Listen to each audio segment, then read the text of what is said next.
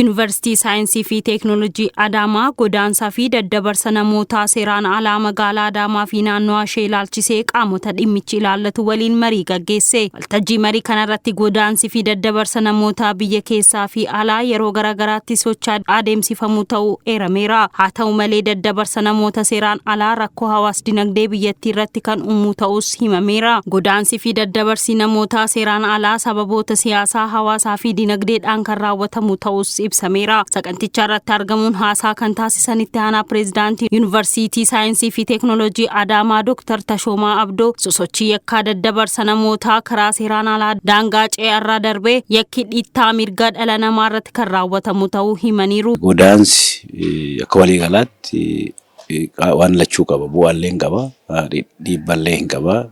Garuu inni bu'aa qaba jennee kaasnu keessattuu seera fi seera eeggatanii yoo socho'an bu'aan inni biyyatti deemanis biyyarraa deemaniifis qabu akkasumas warra socho'uuf qabutu jira. Seeraan ala yoo ta'e garuu rakkoo baay'ee gahaa jira. Akkuma amma ilaalaa jirru, akkuma biyya keenya keessatti hubachaa jirru yeroo baay'ee seeraan ala yoo ta'e namoonni kun qaamolee daddabarsitoota seeraan alaatiin qabamu. Seeraan alaa rakkoolee daddabarsitoota seeraan alaatiin harka galan erga galanii booda namoonni kun tokkoffaa mirgi isaanii hin sarbama. Rakkoon adda addaa irra gahaa. Biyya lachiifuu immoo biyya dhaqaniifis biyyarraa deemanii irrattis rakkoo adda addaatitu uumama. Maaliif namni socho'u dhimma socho'uuf sana seeraan beekame biyyitti socho'amu sunis humna kana barbaadu kan jedhamu adda bahee yoo deeme bakka itti bobba'u qaba, waan hojjetu qaba jechaadha. Haa ta'uutii garuu seeraan ala taanaan qophiin gama biyya dhaqanii sun hin jiru jechaadha. Daangatu cabsamee deemama. Daangaan cabee gaafa seenamu karaan itti daangaa cabsan kun dhiibbaan inni namoota irraan ga'u fakkeenyaaf galaanaan ce'anii deeman yoo ta'e galaanaan fudhatamuutu jira. Karaa irra deeman irratti ammoo akkuma qara sirriitti bal'inaan dhiyeessitoota irraa ka'aa ture. Dhiibbaa adda addaatitu qabamanii, ukkaamamanii, mirgi isaanii sarbamee keessattuu dubartoota yoo ta'an immoo gama saalaatiinis rakkoon irra ga'u hundi irra gahee han milkaa'an keessaa muraasas ta'u kan hin milkoofnetu baay'ata jechuudha. Deemee Yuunivarsiitii Saayinsii fi Teeknooloojii Adaamaatti itti gaafatamaa tajaajila hawaasummaa Dr. Darajjee Raggaasaa mariin kun yeroo jalqabaaf kan gaggeeffame ta'uu himuun hawaasa keessatti dhageettii guddaa namoota qabaniif hubannoon kun kan kenname ta'uu dubbatan. Akka yuunivarsiitii tooppikii kanarratti adda baafnee addatti jechuudha hojjechuudhaaf kun yeroo jalqabaa keenyadha. Kanaafuu amma marii goone mariin kun marii jalqabaati. Marii kana keessatti qaamni hirmaatanii abbootiin gadaa jiranii, bakka bu'oonni manneen amantaa jiru, bakka bu'oonni uummata garaagaraa civic society kan jennu kun jiru. Akkasumallee qaama seeraa keessaa bakka bu'oonni jiru. Hawaasa hunda kan hammate amma danda'ametti jechuudha. Dargaggootaati haga abbootii amantaa, abbootii gadaatti jechuudha. Isaan kana kan hirmaachifneef maaliif isaan kun yeroo deebi'anii gara mana isaaniitti gara hojii isaaniitti yeroo deebi'anii waan asirratti waliin haasofneef irratti cimanii yoo hojjetanii wajjiniin hojjennee gara fuulduraattis itti fufa waan ta'eef akkaataa akkamiin wal cina dhaabachuu akka dandeenyu yaada jalqabaa hirannee walirraa adda baanaa jechuudha.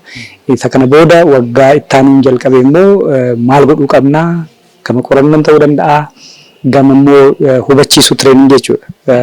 Baddaan magadiitti hubannoo uummanni keenya godaansa irratti qabu kana fooyyessuuf maaliif nama hin godaantu hin deemtu jechuu hin dandeenyu.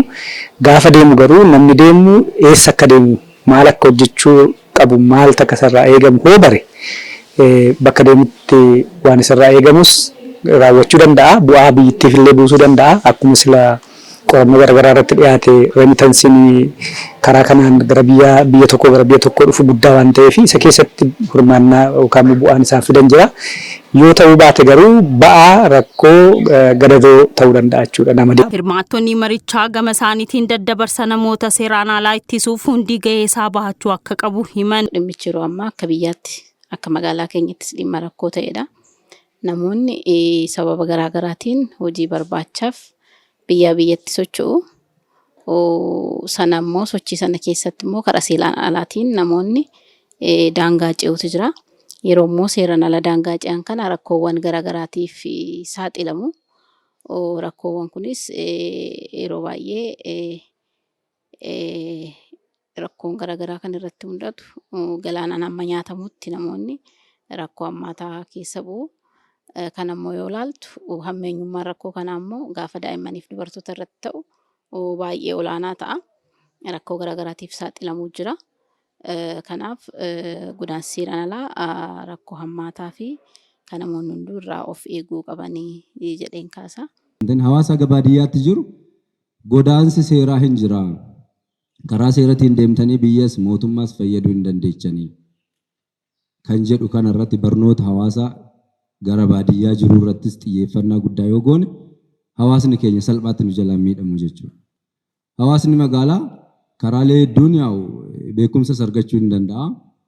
Hawaasni magaalatu kan shawwadu immoo baay'eetu jira. Dubaayiin በ300,000 Dubaay ትሄዳለህ ይላል. Garuu Dubaay 300,000 hin deemee 300,000 ለመመለስ 3 ዓመት ይሰራል. Gara mootummaatiin odoo deemee hoo mootummaadhaafis bu'aa buusee ofiifis bu'aa buusee karaa salphaadhaan jechuudha. So barnoota irratti hojjennee karaa biraatiin immoo daandiiwwan isaan irra deeman kana daandiiwwan seeraan alaa ta'e kana cufuu irratti xiyyeeffannaa guddaa yoo goone hin milkoofna jechuudha.